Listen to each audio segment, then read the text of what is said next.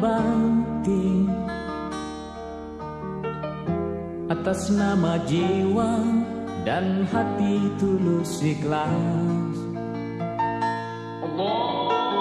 Mumpung masih ada kesempatan